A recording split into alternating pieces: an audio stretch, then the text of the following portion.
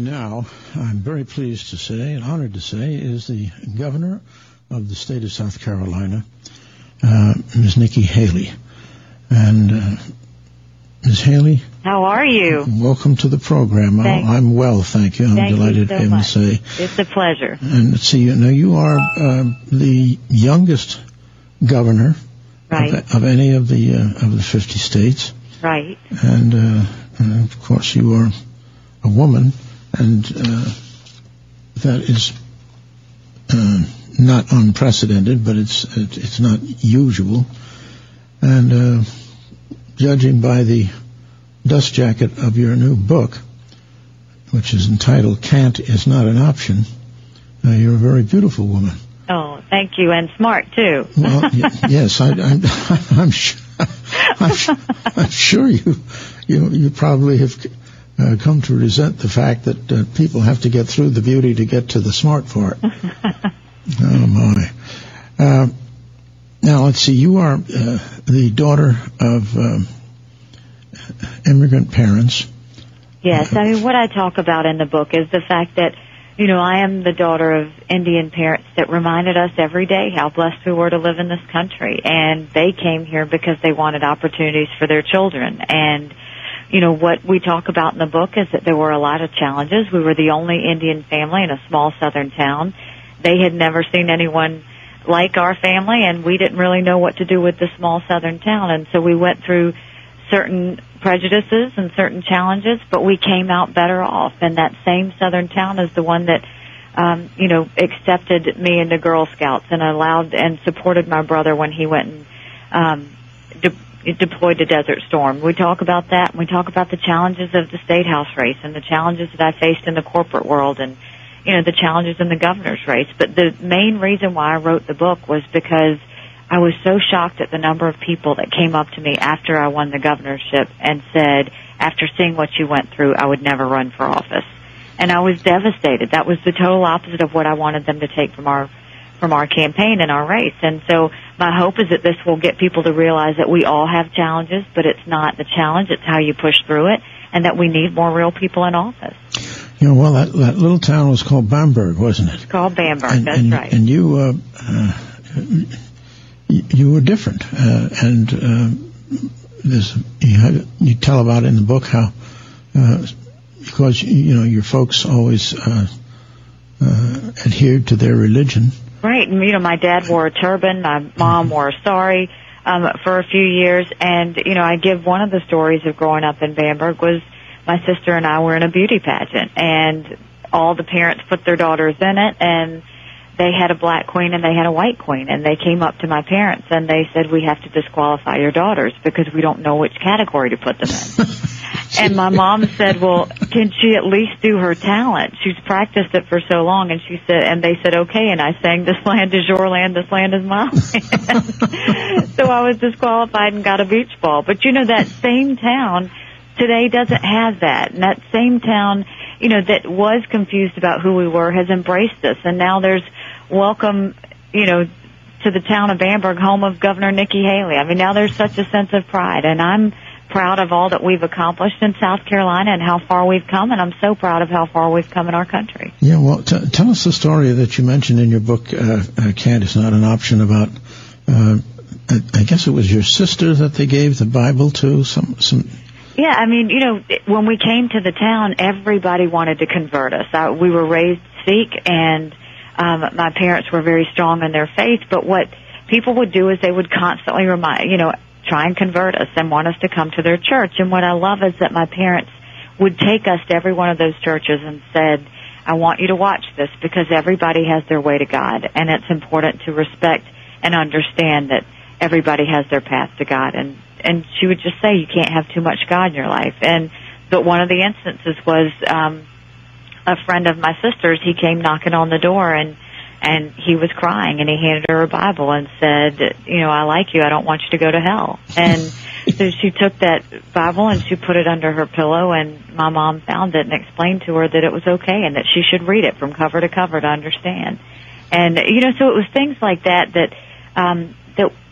we don't have that today. That hasn't happened today. It doesn't mean that we've ridden all of it. But what I hope people understand is South Carolina has changed so much, and changed so much for the better. I talk about another story where my dad and I were going to a produce stand.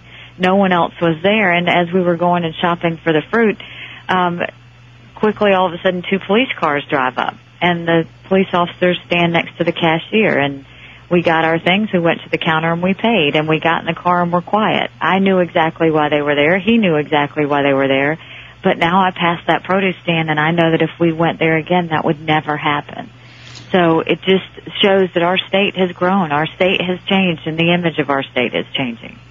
Well, and you've certainly done a lot to affect that change, Governor. Well, we're very proud of South Carolina. You know, we focus on jobs and the economy like everybody else, but we're proud to say that we've seen our unemployment drop for the 7th time in a row. We are $5 billion invested in our state, and we are bringing big companies. Continental Tire put their first plant in North America in South Carolina. Bridgestone made their largest investment in North America in South Carolina. We just brought a great candy company, and guess where we got that candy company from? It was from China.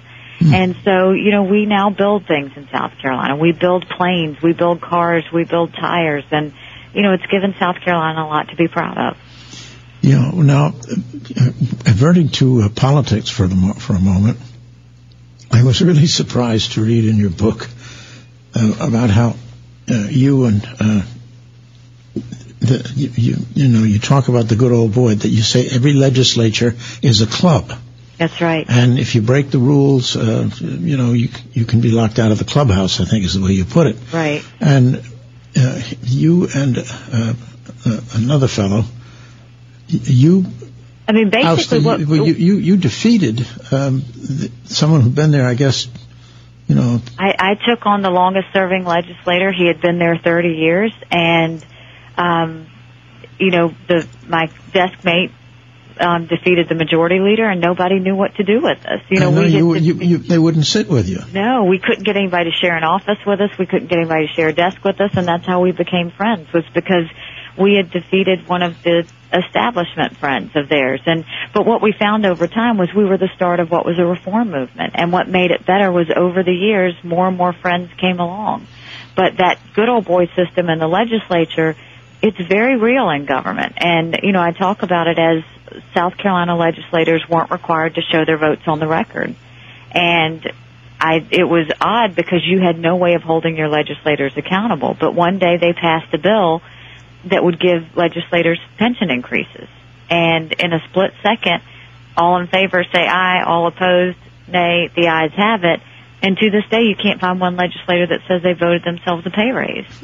I got very upset and put out a bill that said anything important enough to be debated on the floor of the House or the Senate is important enough for people to know how their legislator voted. And I had gotten to a prominent position within the legislature 4 years in, and when, you know, the speaker basically said, put the bill away, we will decide what the public needs to see and what they don't. And when I didn't put the bill away and I went out and educated the public, they stripped me of all my assignments. And, you know, they were trying to show to the club, this is what we do to someone that steps out of line. I decided to show the club, this is what we do when we step out of line. I ran for governor, and one of the first bills we signed is now that every legislator has to show their vote on the record and every section of the budget. Yeah, you know, what struck me was how petty those people were. I mean, wouldn't sit with you at a desk and things like that. I mean, that's like junior high school. It is. In the cafeteria business. It's politics in a sandbox. But what I hope people see is that through these challenges that I talk about in the book, we come out of it stronger than when we started. And these challenges define you, and they make you a better person. And this was incredibly therapeutic to write, because you realize that every time there was a challenge, it wasn't fun when I went through it, but I came out of it so much stronger and so much better than what I hoped. And so these challenges actually become blessings in disguise. Well, once again, you proved that the German philosopher Nietzsche was correct when he said, what does not kill me makes me stronger. That's exactly right. Well, the name of your book is Can't Is Not an Option. My American Story by Nikki Haley, the governor of South Carolina. We're going to take, with your kind permission, Governor, a short pause for the benefit of our commercial sponsors. Sure. And I will come right back to discussing with you your book, your life, and your astonishing career. Great. Right back. I look forward to it. Thank you.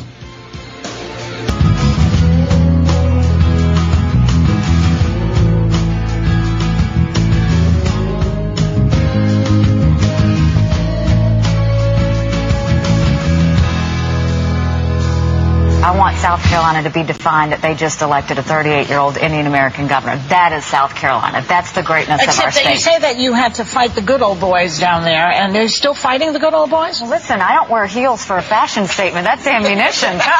The G-Man is back. This is the G. Gordon Liddy Show.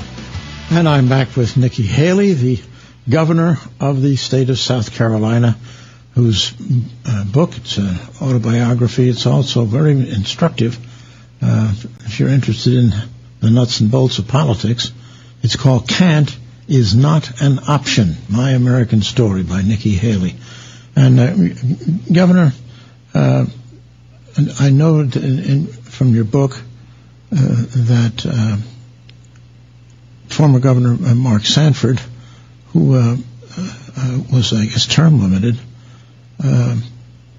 approached you and suggested you run for governor, and you were somewhat taken aback at first, but you asked him, well, is South Carolina ready for a female governor? And he said, no, but they're ready for you. I thought that was really good. It really was. It was an amazing, everybody had wanted me to run for treasurer, and because I'm an accountant, and they just thought it would be right. And and he asked me what was going on. I said, they want me to run for treasurer. And I said, but, while I love numbers, I love policy. I want to know that I'm moving things. I don't want just a title. And that's when he said, you shouldn't run for treasurer, you should run for governor. And it was. I said, do you think South Carolina's ready for a female governor? And he said, no. He said, but they're ready for you. And it was, what started the roller coaster of not having ever thought about it prior, and then going on, actually making a decision with my husband and my family that we would do this, making the announcement for governor, and then a month later having the explosion that became the Appalachian Trail. Yeah, well, of course, that was not anything really to do with you. That had to do with right, but what happened, Sanford. What we talk about in the book is, knowing that I was going to be the one that he was going to endorse, we literally went from phones buzzing and having a lot of opportunities to no one answering my calls, because, it was, that she's Sanford in a dress, and, she's the one that he was going to endorse. She should get out of the race now. He's done. She's done. And so it was really a challenge of coming back and trying to come back with little name ID, no money, but we had a lot of passion, and we had a conservative message, and we had grassroots, and we're able to take out 3 very well-known Republican candidates. Yeah, and you point out that Mrs. Sanford was one of your biggest boosters. Jenny Sanford was amazing. I mean, really, when she was going through such a horrible time with her family herself, she was just such an example of strength and grace. And I talk about in the book how even through all of that, she came back and said that she wanted to endorse, because she cared about who was going to lead her state going forward, and she cared about her children, and she wanted to make sure that it was still left in good hands. And I will forever be grateful to her for that. Well, it was, quite an example of loyalty. And then there was the incident which disappointed you greatly. There were 2 people who had worked with you on all your campaigns up to that point, and you wanted them to work with you on your campaign for governor, but they'd signed up with the other guy. That's right. And it was, for somebody who, thinks that loyalty matters, what you find out in politics is loyalty matters as long as you pay somebody. And so that was kind of the story of, who's with you today may not be with you tomorrow, and that's why you cling to your family, because those are the ones that are never going to leave you. Yeah, and then you came up with Tim Pearson, I guess it was. I did, yes. We found Tim Pearson. He was actually working for Governor Sanford at the time when I found him, and what I appreciated about him was that he wasn't from South Carolina. South Carolina is known for its blood sport politics, and it's a consultant war game. And so I didn't get a consultant from South Carolina. I got somebody, John Lerner, from outside, and then Tim Pearson, who was hired to be our press person, quickly became campaign manager after Sanford imploded, because we all of a sudden we had a very tiny staff already, but we had to balance a lot of things at one time. Yeah. Now, people acted as if you were somehow or other involved in Governor Sanford's, as you characterize it, implosion, and you were not. What was that, just typical guilt by association or something? It was the start of a lot of what we found to be just unaccountable bloggers with anonymous sources and rumors that swirl. And what we found out was when Governor Sanford was on the Appalachian Trail, I had been in D.C. and I was, doing interviews and things in D.C. about the run for governor and meeting all these people that you're supposed to meet. And, I didn't know where he was. I assumed he was on the Appalachian Trail. And as soon as I saw on the TV that Jenny said, "I'm just trying to take care of my boys, I don't know where he is," I knew something was very wrong. And the next morning we left, we got back to South Carolina, and I got a call, and it was Tim, and he said, "Nikki, you need to come into the office right away." He said, "Because they said your car was parked next to Governor Sanford's, and they think that you were the one that was with him in Argentina." And it was crazy, because I had been all over D.C. Everybody had seen us, but that was the start of, just the slime that comes with running for office. But you also have to remember that all that did was motivate me more, because it's everything that's wrong with politics. It's everything that's wrong with our system and how we elect people. And that's why I'm exposing all this in the book, is to let people know that, yes, there's good and bad, and the bad is really bad, but the good can be great when you really make it mean something. Yeah, well, this is what I meant, folks, when I said that CAD is not an option, which is the name of Governor Haley's book. It's a real good primer on blood sport politics. You go in there, you better have plenty of heart and a strong stomach. Well, you do, and you also have to remember, as a wife and a mom and a daughter, and you're already balancing life that way, all of those factors come into play as well. But again, it was one of those things where they said, "Oh, you can't run for," when I initially ran for the State House, "You can't run for the State House, you're too young, and you've got kids, and you should try running for school board. State House is too big." And I tell people, it was actually Hillary Clinton that changed my mind, because I watched her. She was speaking at the Furman Institute on a leadership forum, and everybody had been telling me why I shouldn't do it. And she was on stage, and she had, talking to a few hundred people, and she said, "When you think about doing something, everybody's going to tell you why you shouldn't do it." And she said, "And that's exactly why you should."